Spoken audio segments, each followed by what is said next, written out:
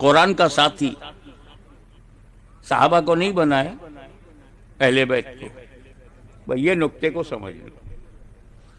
رسول پاک کو معلوم ہے کہ صحابہ تبھی تک بنیں گے جب تک میں ہوں، مجھے دیکھتے جائیں گے، اسلام لاتے جائیں گے، صحابی بنتے جائیں گے۔ سبحان اللہ۔ لیکن جب میں چشم عالم سے روپوش ہو جاؤں گا، صحابی دنیا میں نہیں رہیں گے، 200 سال کے بعد تو ایک بھی صحابی نہیں ملے گا۔